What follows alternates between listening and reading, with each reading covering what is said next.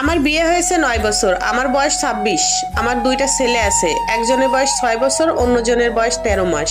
আমি বর্তমানে আমার শ্বশুর বাড়িতেই আছি। আমার স্বামীর কোনো ভাই বোন নাই, সে একজনই। আমার শ্বশুর শাশুড়ি সরকারি চাকরি করে। আমার স্বামী আগে ভালোই ছিল, বিয়ের 4 বছর পর দুবাই চলে যায়। যাওয়ার পর থেকে আমার সাথে তেমন কথা বলতো না, টাকা দিত না, ঠিক মতো সময় দিত না, এমন করে 3টা বছর গেল। তারপর 23 সালের সেপ্টেম্বর মাসে সে দেশে আসলো। দেশে আসার 15 দিনের সময় আমি তার ফোন হাতে নিয়ে জানতে পারি গত 3 বছর সে দুবাইতে নাইট ক্লাবে যাইতো। সে বারবারই যাইতো, বিভিন্ন মেয়েদের সাথে শারীরিক সম্পর্কে যাইতো। এক একটা মেয়েকে নিয়ে 2-3 মাস করে লিভিং এ থাকতো। আরো কত খারাপ ভিডিও পিক তার ফোনে পাইছি। তাকে এইগুলো দেখালে সে বলে সে আর এমন করবে না, মাফ করে দাও। একটা সুযোগও দিলাম আমিও বাচ্চার কথা চিন্তা করে, মান সম্মানের কথা ভেবে তাকে আরেকটা সুযোগ দেই। তারপর সে 2 মাস ছিল দেশে। তখন আমার দ্বিতীয় ছেলেটা কনসিভ করেছিলাম। 2 মাস থাকার পর সে না বলে আবার দুবাই চলে যায়। যাওয়ার পর 2 মাস তার সাথে কথা হয়েছে ঠিকঠাক মতো, তারপর ঠিক মতো কথা বলে না আমার সাথে। আমার বাচ্চাদেরও কোনো খবর নেয় না, খরচ খরচাও দেয় না। পরে জানতে পারি আবারও সে আরেকটা মেয়ে নিয়ে লিভিং এ আছে।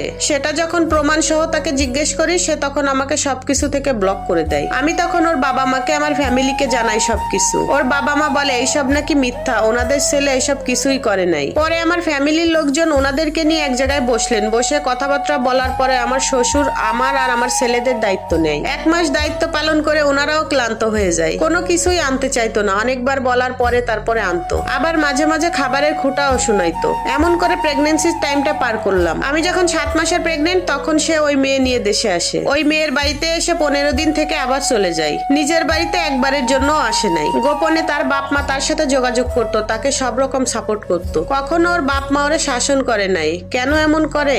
এরপর দ্বিতীয় বেবিটা হওয়ার পর আমার স্বামী আমার সাথে একটু একটু যোগাযোগ করা শুরু করলো। তখন ওর কাছে টাকা নাই, কাজ নাই, খাবার পায় না খাইতে, মানে এমন অভাবের কথাই শুনাইতো। আমিও আমার মায়ের জন্য মাফ করে দিলাম। সে বলে কিছু টাকা থাকলে ওইখানে নতুন করে ব্যবসা করবে। এই বলে আমার মাধ্যমে আমার স্বামী আর ওর বাবা মা এক প্রকার জোর করে একটা এনজিও থেকে ঋণ উঠায় 5 লাখ টাকা। আমি কখনোই দিতে চাইনি, কিন্তু কেমন করে যেন আমাকে রাজি করায় ফেললো। আর আমিও আমার ফ্যামিলির কাউকেই জানাই নাই এ কথা। তারপর 2টা কিস্তি দিল ঠিকঠাক মতো। এরপর খুব কষ্ট করে কিস্তিগুলো নিয়ে দিচ্ছি তার কাছ থেকে। আমার সাথে আবারও আজকে 2 মাস যাবত কথা বলতে চায় না। ফোন দিলে ধরে না, মেসেজ দিলে সিন করে রিপ্লাই দেয় না। আমি সেলাইয়ের কাজ জানি, টুকটাক সেইটা দিয়েই ঘরের বাজার করি, ছেলের মাদ্রাসার বেতন দিই। তার বাপ মা আমার বা আমার ছেলেদের কোনো খরচ দেয় না, উল্টা আমার টাকায় খায় ওনারা আজকে 2 মাস ধরে। আমি আর কয়টা টাকাই বা পাই সেলাই করে। সবাইকে ওনারা বলে ওনাদের ছেলের সাথে নাকি ওনাদের যোগাযোগ নাই। আবার দেখি ফোন নিয়ে দূরে গিয়ে ছেলের কাছে আমার নামে আজে বাজে কথা বলে। আমি নাকি কার সাথে কথা বলি, আমি ভালো না, হ্যান ত্যান